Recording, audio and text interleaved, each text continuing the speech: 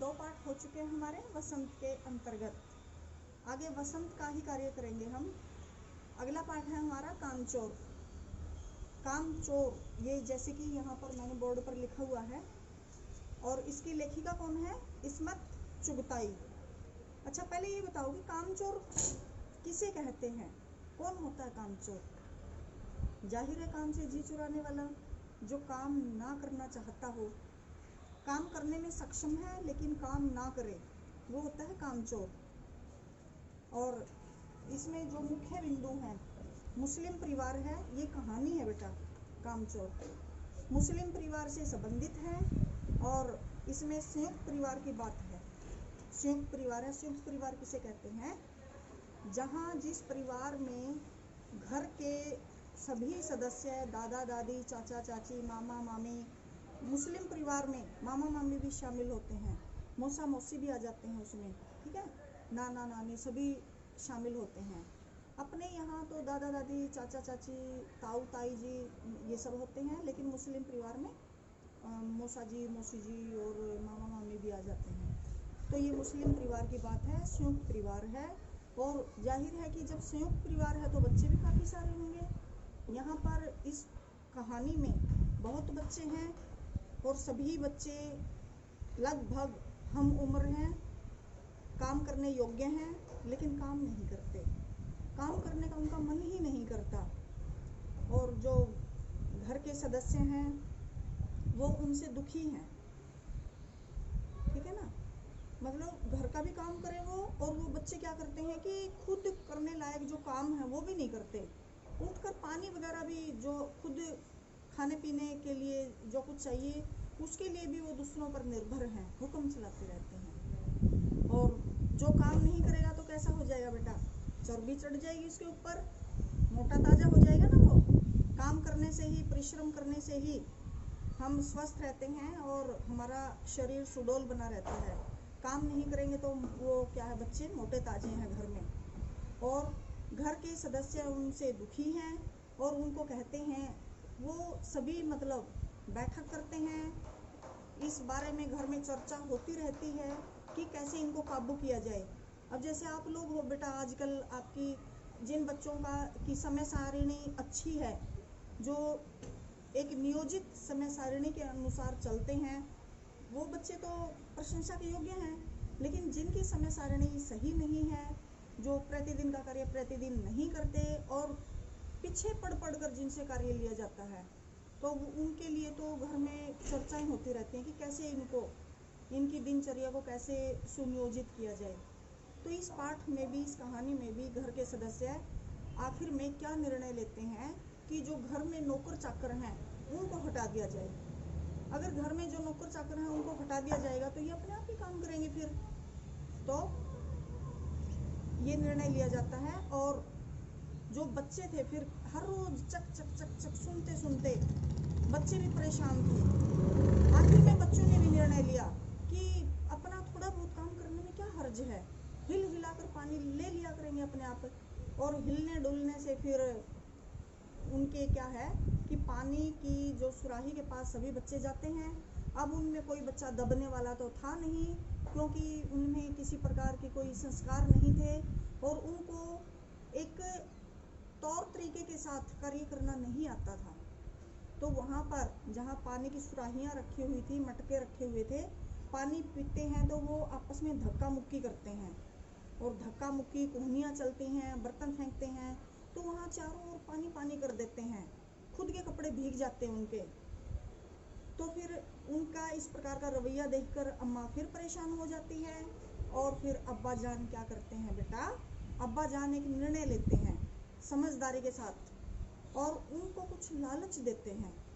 उनसे कहते हैं कि अगर आप लोग सख्त हिदायत भी दे देते हैं उनको कि अगर तुमने अपना काम करना नहीं शुरू किया तो तुम्हें रात का खाना नहीं मिलेगा। और अब जो कार्य है तुमसे वो फ्री में, मुफ्त में कार्य नहीं करवाया जाएगा। घर में जो माली है, जो नौकर चाकर हैं, उनको जो तनख्वाह दी जाती है, जो पगार दी जाती है, वो तुम्हें दे दी जाएगी अगर तुम काम करोगे तो। तो बच्चे तनख्वाह के लालच में वो भी तुल जाते हैं कि नहीं हम काम करेंगे, और वो काम करने पर उतारू हो जाते हैं, और अम्मा इनके खिलाफ है, अम्मा को पता है इसका परिणाम क्या होगा। तो वो बच्चे क्या करते हैं बेटा, फर्शी दरी, सबसे पहले वो योजना बनाते हैं कि इस फर्शी दरी को झाड़ा जाए। अब जो फर्शी दरी होती है वो कभी कभार ही झाड़ा जाता है उसको, और उस पर काफ़ी मिट्टी जमी हुई है, और बच्चे क्या करते हैं उसको वहीं पर झाड़ना शुरू कर देते हैं। अब उनको ये तो पता नहीं था कि अगर मिट्टी वाली कोई वस्तु है, कोई झाड़ने का कार्य करना है तो बाहर खुले में ले जाकर करना चाहिए। वो उसको वहीं पर झाड़ना शुरू कर देते हैं, और फिर क्या होता है पता ही होगा आपको, वो जो उसके ऊपर मिट्टी जमा हुई थी वो चारों ओर फैल जाती है, उड़ जाती है, किसी के सिर के ऊपर जमा हो जाती है, किसी के नाक में प्रवेश कर जाती है, किसी के मुंह में चली जाती है, और इस प्रकार खांस खांस कर सबका बुरा हाल हो जाता है। तो फिर बच्चों को वहाँ से खदेड़ दिया जाता है, जाओ बाहर, आंगन में उनको भगा दिया जाता है। आंगन में आकर फिर वो फौज पलटन फिर क्या करती हैं, वो सोचते हैं कि चलो आंगन की सफाई की जाए, और वो बच्चे इतने सारे थे, झाड़ू घर में एक थी, और वो सब उस पर टूट पड़े, किसी के 2 सीख हाथ लगी, किसी के 4 सीख हाथ लगी, और वो उसी से आंगन की सफाई करना उन्होंने शुरू कर दिया। फिर किसी के दिमाग में आया कि धूल को थोड़ा, जब धूल उड़ रही है उसको काबू में करने के लिए छिड़काव कर दिया जाता है पानी का, तो उन्होंने दरी के ऊपर पानी का छिड़काव कर दिया, और वो फर्शी दरी, धूल तो उस पर जमा थी ही, तो उससे क्या हुआ, किचड़ किचड़ हो गया, सारी दरी खराब हो गई, इससे काम और बढ़ गया। अब अम्मा ने उनको घर आंगन से भी बाहर कर दिया कि तुम आंगन से भी बाहर निकलो। अब उन्होंने क्या काम करने की ठानी बच्चों, अब उन्होंने ठान लिया कि चलो पौधों में पानी दिया जाए। अब पौधों में पानी देने के लिए सभी बर्तनों पर टूट पड़े, किसी के बाल्टी हाथ लगी, किसी के डोलू हाथ लगा, कटोरा डोंगे, और जिनको ये नहीं मिला था वो फिर गिलास कटोरी तक पहुंच गए, और फिर धमा चौकड़ी, नल के ऊपर फिर उनकी घमासान युद्ध मच गया। अब ऐसे धक्का मुक्की में पानी तो कहाँ आने वाला था, किसी के भी पानी बर्तन में नहीं भरा, और धक्का मुक्की में वो वहाँ पर चारों ओर पानी फैला दिया, सुराहियाँ तोड़ दी, और खुद भीग गए। अब वहाँ पर मौसी, मौसा, बुआ, फूफा, मामा, मामी, यानी कि पूरी बटालियन उनको काबू करने के लिए पहुंची, लेकिन उनका रुख देखकर, उनका रवैया देखकर वहाँ से वो फौरन 9-11 हो गए। इसके पश्चात बच्चों को फौज और कार्य करने की उन्होंने सोची। ऐसा क्यों कर रहे थे वो, क्योंकि उनको लालच दिया गया था, और उनके ऊपर ये भी था कि अगर कार्य नहीं सीखा या किया तो हमें रात का भोजन नहीं मिलेगा।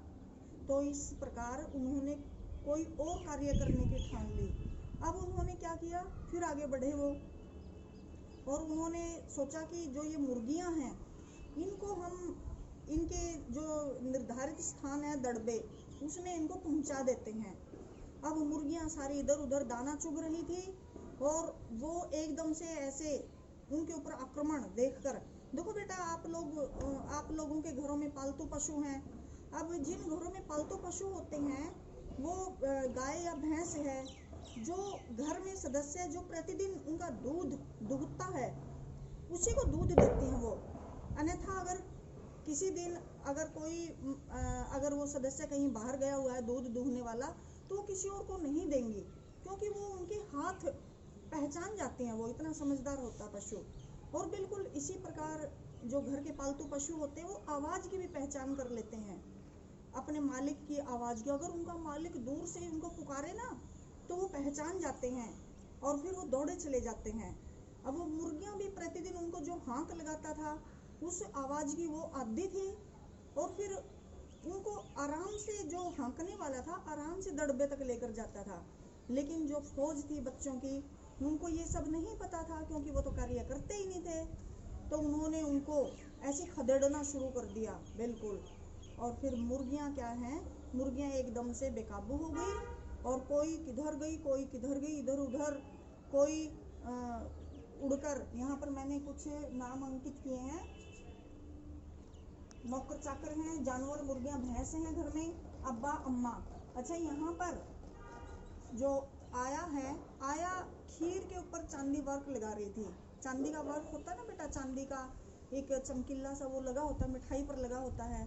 तो वो एक मुर्गी उससे खीर के ऊपर छपाक मारकर, वहां से तो चलो छपाक मार दिया उसने, उसके पाँव वगैरह खीर से सन गए, और वो सारी खीर किसके ऊपर गिरी?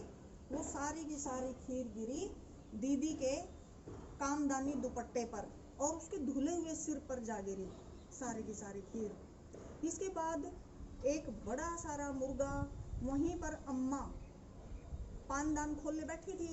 पानदान में क्या होता है बेटा? कत्था चुन्ना, मतलब जो मिठा पान बनाकर खाती है महिलाएं, मुस्लिम महिलाएं। तो वो पानदानी खुला हुआ था और उसके अंदर कत्था चुन्ना था। बड़ा सारा मुर्गा उसके अंदर छपाक मारकर ऐसे वहां से मतलब कूद कर गया, और उसके जो पाँव थे वो कत्थे चुन्ने से लिप्त हो गए, लुथड़ गए, और फिर वो उन पंजों से कहाँ से गुजर गया? नानी जी, वहीं पर नानी जी बैठी हुई थी, और उसका सफेद दूध जैसा सफेद वो उसकी जो चादर थी या दुपट्टा था, उसके ऊपर वो पंजों को छापता हुआ भाग गया। अब देखो कैसे काम बढ़ाते जा रहे हैं बच्चे। जब काम ना आए तो ऐसे काम करने की जगह पर ऐसे बढ़ जाता है काम।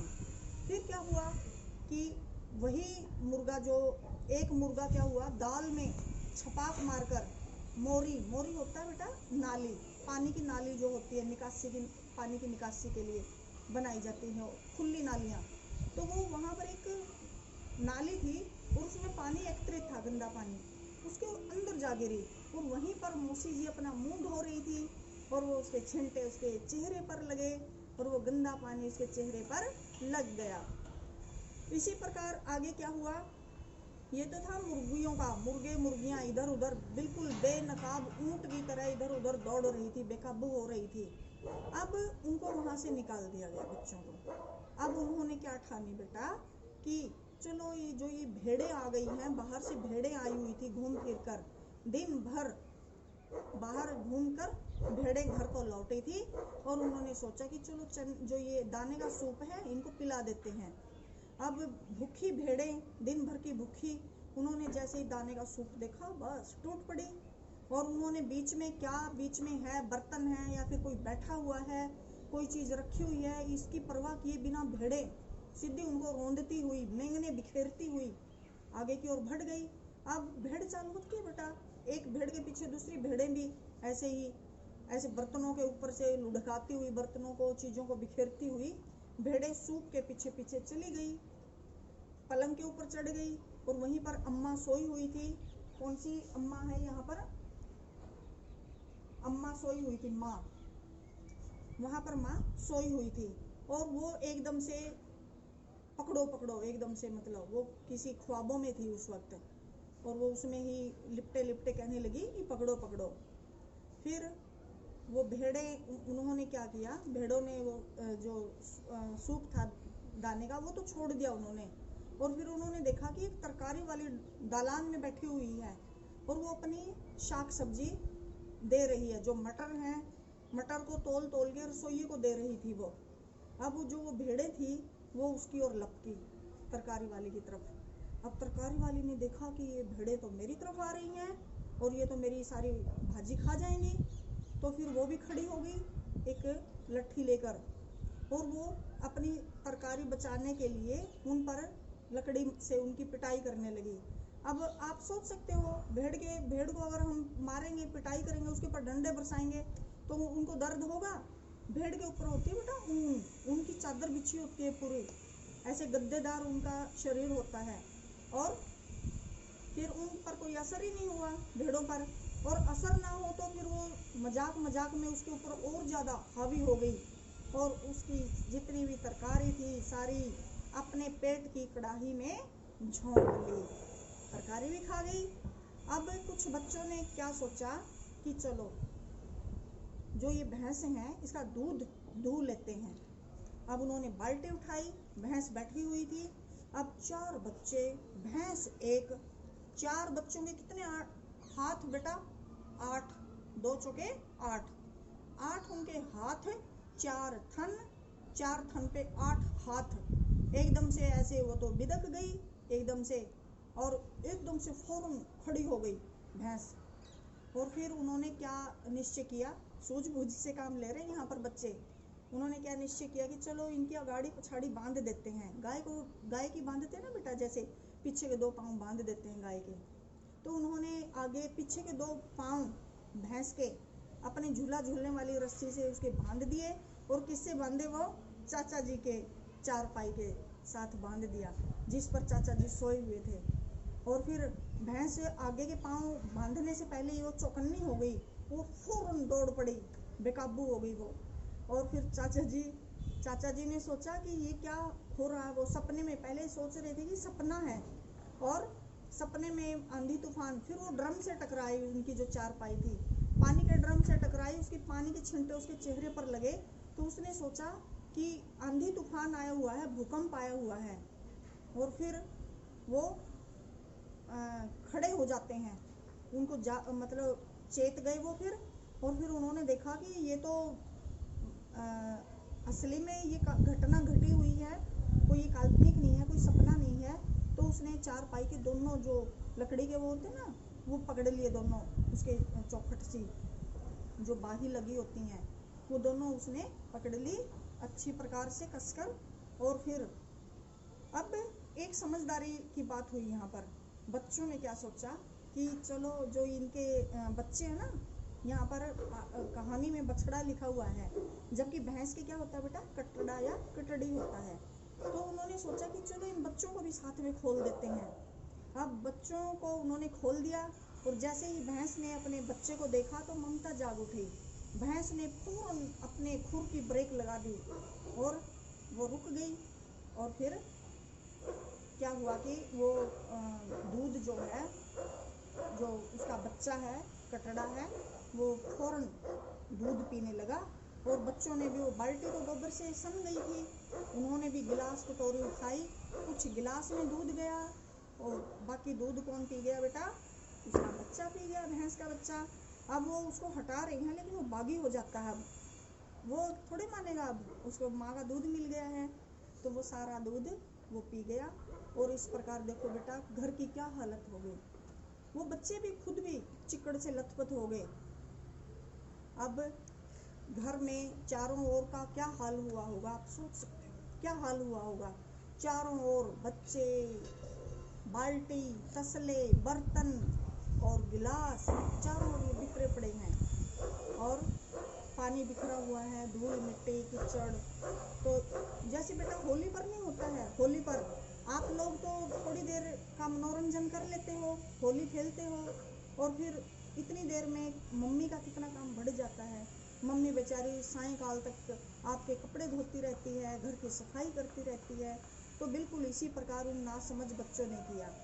तो यहाँ पर इस पाठ से बेटा हमें क्या संदेश मिलता है कि हमें कार्य से जी नहीं चुराना चाहिए। और यहाँ पर बच्चों का दोष नहीं है, बच्चे काम करना चाहते हैं। और फिर आखिर में अम्मा ने क्या यहाँ पर क्या निर्णय लिया कि या तो बच्चा राज कायम कर लो या फिर हमें ही रख लो, मैं तो चली मायके। महिलाओं की आखिरी क्या होती है, धमकी, मायके जाने की। तो यहाँ पर फिर अब्बा ने उन सबको फिर एकत्रित किया, लाइन में खड़ा किया कि खबरदार किसी ने काम के हाथ लगाया तो यहाँ पर बेटा हमें ये सीख मिलती है कि हमें काम से जी नहीं चुराना चाहिए। और घर के सदस्यों का भी ये फर्ज है कि क्या कर्तव्य है उनका, क्या फर्ज है कि अपने बच्चों को बचपन में ही काम की सीख दे देनी चाहिए, और बड़ों के निर्देशन में बच्चों को कार्य करना चाहिए। और बच्चों को बैठे बैठे हुक्म नहीं चलाना चाहिए, अपना काम स्वयं करना चाहिए, स्वावलंबी बने रहना चाहिए। तो हमें इस पाठ से ये सीख मिलती है। तो इस पाठ को आप 2 या 3 बार अवश्य पढ़ेंगे, उसके पश्चात हम इसके प्रश्न उत्तर करेंगे। और बीच में आए हुए शब्दार्थ आप लिख सकते हो। धन्यवाद।